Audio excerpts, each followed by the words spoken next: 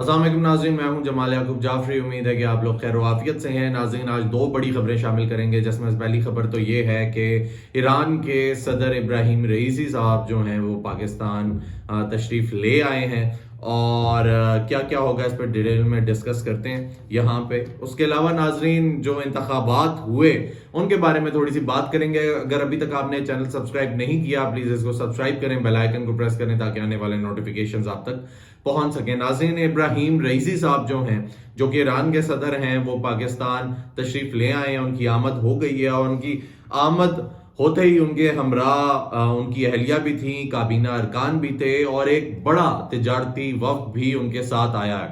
और कहा यह जा रहा है कि इनके साथ जो वफ्द आया है वो यहाँ पे बहुत सारी डील्स करेगा पाकिस्तान में, और कोई तिजारती मामलात जो हैं उनको सेटल किया जाएगा और कोशिश ये की जाएगी कि ईरान के साथ एक ब्रादराना, एक दोस्ताना किस्म के ताल्लुकात को जो है वो आगे लेकर जाया जाए, उनको फरोग दिया जाए।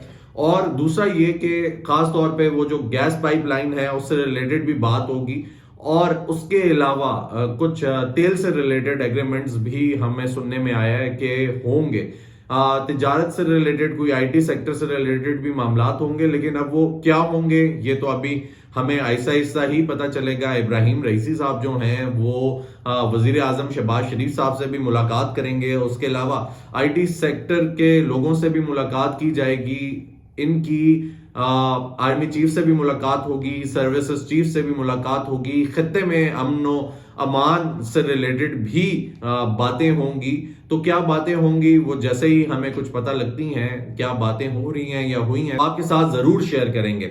नाज़रीन, दूसरी खबर जो शामिल करेंगे वो यही है कि पाकिस्तान में ज़िमनी इंतखाबात हुए और ज़िमनी इंतखाबात जो हैं उनमें मुस्लिम लीग जो नून है, यानी कि मुस्लिम लीग नवाज, उसने मैदान मार लिया। मैदान इस तरह मार लिया कि 5 में से 2 नशस्तें कौमी असम्बली की वो ले गए। उसके अलावा जो सूबाई असम्बली की 16 नशस्तें हैं उनमें से 10 पे कामयाबी हासिल कर ली। वजीराबाद में जो पाकिस्तान तहरीक इंसाफ की सीट थी वो भी उनसे ले ली और उधर भी कामयाबी हासिल कर ली। उसके अलावा नाजरीन, जो मोनस इलाही हैं उन्हें भी शिकस्त का सामना करना पड़ा, चौधरी परवेज इलाही को भी शिकस्त का सामना करना पड़ा।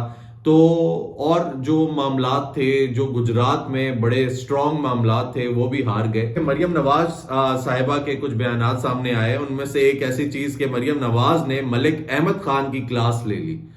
मलिक अहमद खान की क्लास मरियम नवाज साहिबा ने क्यों ली?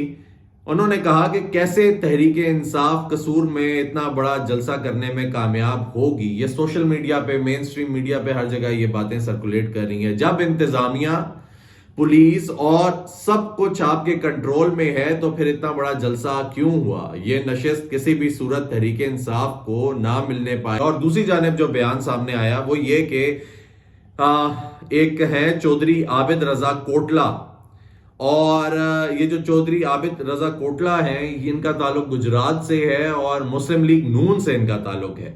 इन्होंने कहा है कि इमरान खान डट गया था, इसलिए वोटर इसके साथ खड़ा हो गया। पूरे गुजरात में पीटीआई पहले नंबर पे थी जबकि मुस्लिम लीग नून दूसरे नंबर पर थी।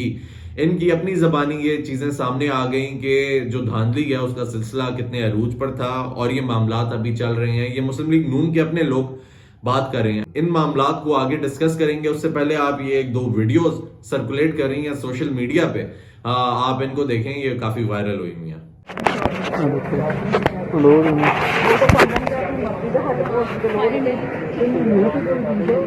ਸਾਡੇ ਤੋਂ ਵੋਟ ਦੀ ਲੋੜ ਹੀ ਨਹੀਂ ਇੱਥੇ ਰਹੀ। ਕੀ ਆਂਦੇ ਨੇ ਬਾਜੀ? ਆਂਦੇ ਨੇ ਆਪਣੀ ਮਰਜ਼ੀ ਨਾਲ ਵੋਟ ਪਾ ਲੈਣ, ਤੁਸੀਂ ਟੋਲ ਰਵਿੰਦਰ ਨੂੰ ਹੋਰਾਂ ਲੱਗ ਦੇਣਾ ਆਪਣਾ ਡਾਕਟਰ ਨੂੰ ਵੋਟ ਪੈਂਦਾ ਜਾਂ ਅਸੀਂ ਤਾਂ ਲੋਕਾਂ ਨੂੰ ਬੁਲਾਇਆ ਹੈ, ਆਪੇ ਕਰ ਲੈਣਾ ਕੰਮ। ਕਿਉਂ ਲੋਕਾਂ ਨੇ ਆਹੀ ਬਸ਼ਰਮੀ ਕੀਤੀ ਸੀ, ਹੁਣ ਵੀ ਇਹੀ ਕੰਮ ਹੋਣਾ। ਆ ਜਾਓ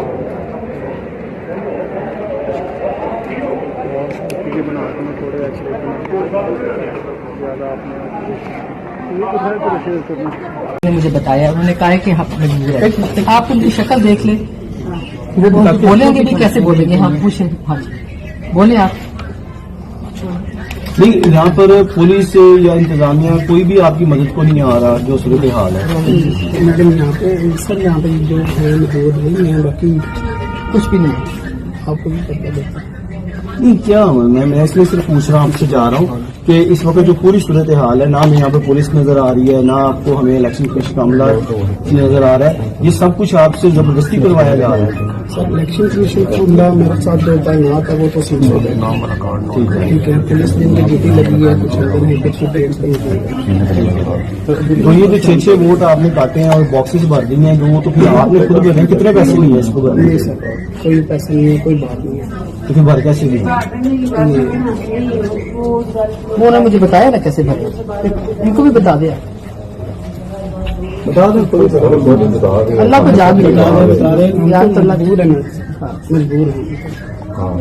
वो पीछे से अपने पास से सर बस लेके आ रहे हैं। ठीक है, ठीक है, ठीक है, बस ठीक है। जी आप प्रिजाइडिंग अफसर मेरे सामने खड़े हुए हैं जी, ये कह रहे हैं कि जी बंदे आए हैं कोई, और हमें पता है जायद भट्टी आया है बंदों को लेके, उसने अंदर जाके कितने किताबें पाई हैं? 800-900 हमसे ने जो पढ़ी आठ- हमने रखी 800-900 नहीं 3000 वोट जो वो डाल के हमारी इन्फॉर्मेशन की 3000 तो इधर है ही नहीं। अच्छा ठीक है, 800-900 3,000 वोट तो हमारे नहीं साथ है। इधर बाहर पड़ी थी, कितनी कापियां थी? 8-9 1968 वोट है इधर। और टोटल कितना डाले इन्होंने? मेरे पास इस वक्त आपके पास कितनी कापियां मौजूद नहीं, हैं? नहीं, कितनी कापियां? मैं जाऊँ जी, कितनी कितनी कापियां पाके गए? इस वक्त आपके पास पड़ी कितनी है वो देख लो, उसके बाद बाकी वही डाल गया सर। नहीं अंदाजा नहीं, 10 आपके 7-8 कापियां पाई हैं। जी सर, ऐसे ये 8-9 कह रहे हैं ना। 9 तकरीबन 9 कापियां वो डाल के चला गया है। ये 2 बक्से पड़े हुए हैं। अब इसका फैसला कौन करेगा कि ये बक्से बीच में ऐड करने हैं कि हमने नहीं करने चाहिए? ये इसका फैसला करे ना, 15 पे आप फोन करे ना तो पुलिस को बुलाते हैं। नहीं, और आरओ को बुलाए जी, फोन करके रिटर्निंग ऑफिसर को बुलाए ना। हमारे साइन किसी के नहीं, क्योंकि हमसे तो छीना भी हाँ। हमने 3-4 कास्ट किए, उस पर हमारे साइन है। चलो इतने कोई ना वाकफ है ना जायद पट्टी का, उनको इन्नी तेरे जान है ना ते आए थे ना ते आके दस के नहीं, असि जैरी वोट नहीं पाए, आके दस ना सानू जैरी वोट नहीं पाए, तो ठीक है फिर। नाज़रीन, ये जो वीडियोस आपने देखी इसमें कुछ चीजें बड़ी क्लियर हो रही हैं। खातून तो ये कहती हुई आपको दिखाई दे रही हैं कि हमें क्यों बुलाया है, जब अगर वोट खुद ही डालने थे, वोट डाल लिए गए हैं या वोटों का काम हो गया है, तो डिसीजन आ गया है, उन्होंने डिसाइड कर लिया है कि किसने जीतना है किसने नहीं जीतना, तो फिर हमें क्यों बुलाया है? उनका कहने का मकसद ये था। वो खवातीन जो हैं वो फिर चली गई। उसके अलावा दूसरी वीडियो में हमें ये देखने को मिलता है कि बॉक्सेस भरे पड़े हैं, उसके अंदर पूरी कॉपियां पड़ी हुई हैं जो उन्होंने उठा के वोट डाल के चले गए हैं। 2-2, 3-3, 4-4, 9 कॉपियां, 10 कॉपियां डाल के चले गए हैं। तो धांधली जो है वो अपने अरूज पर है। तो अब जो रिजल्ट्स आए हैं इनके बारे में अवाम क्या कहेगी? दूसरी जानिब हमें ये देखने को मिला कि वजीर आजम शहबाज शरीफ साहब जो हैं उनका बयान सामने आ गया। उन्होंने कहा कि जो रिजल्ट आया है इलेक्शन में वो अवाम के एतमाद की निशानी है। उसके अलावा मरियम नवाज साहिबा जो हैं, जिस दिन इलेक्शन हो रहे थे 21 अप्रैल को, उस दिन उन्होंने ट्वीट किया, उसमें उन्होंने कहा कि मैंने आपको बहुत ज्यादा रिलीफ दिया, देखिए मैंने आपको रमजान पैकेज दिया, मैंने और बहुत सारे मामलात जो गुरबा के लिए किए, मैंने यूथ के लिए ऐसे मामलात किए, यूथ को टैब्स दिए, कंप्यूटर्स दिए, लैपटॉप्स दिए, उसके अलावा अभी मैंने आटा सस्ता कर दिया। तो उनकी ऐसी ट्वीट थी जो कि अवाम को थोड़ा सा उनके अंदर जज्बात डेवलप करने वाली थी कि हाँ भाई अब वोट नून को ही जाना चाहिए। लेकिन फिर भी फैसला जो है उसमें धांधली करनी पड़ी, उसमें जबरदस्ती के वोट दिलवाने पड़े। ऐसा क्यों हुआ और क्यों किया जा रहा है? क्योंकि ये चीजें, कुछ चीजें तो बिल्कुल सामने आ गई हैं। और ये दूसरा जो नाजरीन, ये जो रिपोर्टर्स ले रहे थे इंटरव्यू इस बंदे से, ये कह रहा था कि मेरा कोई काम नहीं है, मेरा कोई कसूर नहीं है, मैं मजबूर हूं। अब ये मजबूर बहुत सख्त लफ्ज है कि मैं मजबूर हूं। मजबूर किसने किया? पंजाब हुकूमत ने किया। क्यों किया? तो ये बात जो है ये भी देखने की है। उसके अलावा ये जो रिपोर्टर्स थे जिन्होंने 92 न्यूज के ये रिपोर्ट बनाई, इनको भी हिरासत में ले लिया गया था और ये वीडियो भी इनसे ले ली गई। तो इन चीजों को भी नाज़रीन मद्देनजर रखना है। अब हालात किस तरफ जा रहे हैं? एक तरफ तो वजीर आजम साहब कह रहे हैं कि अवाम पर एतमाद है, अवाम का जो एतमाद है वो इन इलेक्शंस के बाद तो और मजीद खराब हो गया होगा, क्योंकि अवाम को अभी तक आपने कोई रिलीफ नहीं दिया, कोई एतमाद नहीं है।